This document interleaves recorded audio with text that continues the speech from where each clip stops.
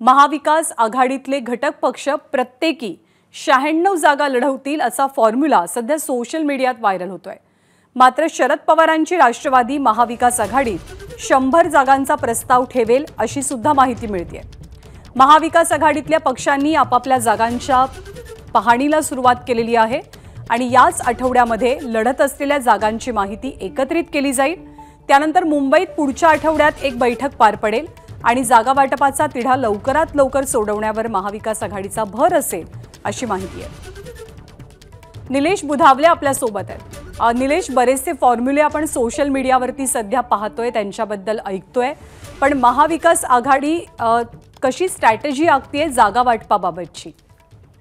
ज्ञानदा, आपण प्रामुख्याने पाहिलं तर लोकसभेचा जो स्ट्राईक रेट होता त्यानुसार कुठेतरी जागा वाटप झालं पाहिजे अशा पद्धतीची मागणी महाविकास आघाडीमध्ये राष्ट्रवादी काँग्रेस पक्ष लावून धरू शकतो आणि यामुळे कुठेतरी 100 जागा आम्हाला मिळायला हव्यात अशा पद्धतीचा एक प्रस्ताव राष्ट्रवादी काँग्रेस शरदचंद्र पवार पक्षाच्या वतीनं महाविकास आघाडीमध्ये ठेवण्यात येईल। प्रामुख्याने आपण पाहिलं तर महाविकास आघाडीमध्ये सगळ्यात जास्त स्ट्राईक रेट जो आहे तो राष्ट्रवादी काँग्रेस शरदचंद्र पवार पक्षाचा आहे आणि त्यामुळेच आता या पक्षाच्या वतीनं ह्या आठवड्यामध्ये सर्व जे सेल आहेत त्यांच्या बैठकांचं आयोजन करण्यात आलं होतं। त्यांच्याकडून आढावा घेत असल्याचं देखील आपल्याला पाहायला मिळतंय।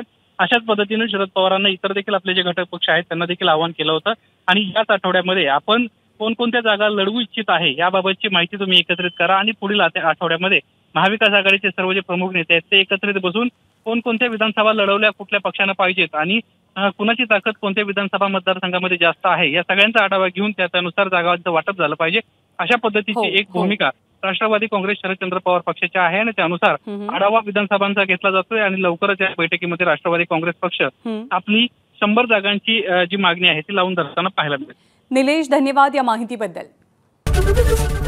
एबीपी माझा, उघडा डोळे बघा नीट।